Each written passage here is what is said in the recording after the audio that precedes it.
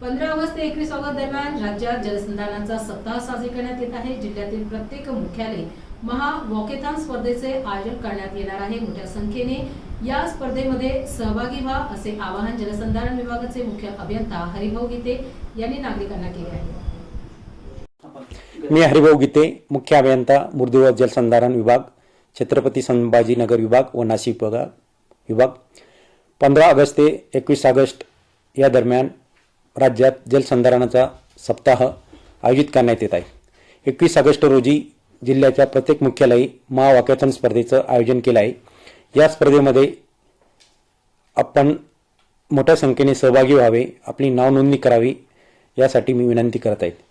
सकाळी 6 वाजता होणारं हे अभियान मध्ये आपण 3 किलोमीटर चालणार आहोत आणि शासन स्तरावर ऑनलाईन पद्धतीने QR कोड नोंदणी करून यामध्ये आपल्याला सहभाग घेऊन ई प्रमाणपत्र मिळणार आहे।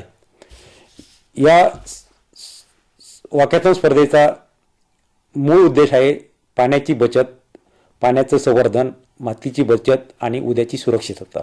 यासाठी आपण सर्वांनी सहभागी व्हावं। एक रील मातीसाठी, एक रील पाण्यासाठी, एक रील सुरक्षित भविष्यासाठी अशा पद्धतीने आपण रील बनवून वेगवेगळ्या समाज माध्यमावर, सोशल मीडियावर आणि शासनाच्या QR कोडवर व संकेतस्थळावर आपण त्या टाकल्या तर या स्पर्धेतून जलसंवर्धनाचा विषय हा जनतेपर्यंत पोहोचेल। माझी सर्वांना नागरिकांना, युवांना, युवतींना एक कळकळीची विनंती आहे की येणाऱ्या 21 ऑगस्ट रोजीच्या वॉकेथॉन स्पर्धेमध्ये आपण मोठ्या संख्येने सहभागी व्हावे आणि जलसंधारणाची मोहिमेत आपण सहभागी व्हावं आणि हे काम आपण हाती घ्यावं ही विनंती। माती वाहून जायला एक पिढ्या लागते। माती तयार व्हायला हजारो वर्ष लागतात। मातीच्या त्या घटकानुसार वर्ष लागतात।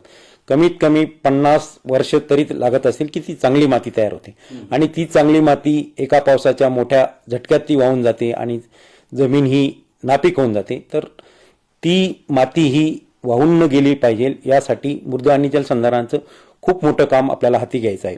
आणि माती ही नुसती शेतासाठीच नाही राहत, माती ही मातीतली जे कीटक जीवाणू असतात त्याच्यासाठी ती उपयुक्त असते, वृक्षारोपणासाठी उपयुक्त असते, झाडापाल्यांसाठी उपयुक्त असते आणि ती माती ही हजारो वर्षातून तयार होते ते। आणि माती ही आज जाऊन आपण बाजारात जाऊन विकत घेऊ शकत नाही, ती तयार करता येत नाही। त्यामुळे मातीचं संवर्धन करणं आणि माती वाहून कसे न जाणे यासाठी खूप मोठे प्रयत्न आपल्याला करावे लागतील। आणि यासाठी ज्या ठिकाणी खूप मोठा पाऊस पडतो त्या ठिकाणी ते पाण्याचा वेग कमी करणे, पाण्याचा वेग कमी केला म्हणजे जी माती वाहून जाणारी ती वाहून जात नाही। दुसरी आहे नद्याकाठची जी माती वाहून जाते त्या ठिकाणी तुम्ही बॅरेजेस, कोल्हापुरी टाईपचे बंधारे असे बांधले तर पाण्याचा वेग ऑटोमॅटिक कमी होऊन जातो आणि वाहणारं पाणी वेगवेगळ्या टप्प्यावर वेगवेगळ्या स्ट्रक्चर बांधून अडवलं तर माती ही वाहून न जाता त्याच जागेवर राहते आणि माती टिकली तरच आपण टिकू याबद्दल काहीच शंका नाही।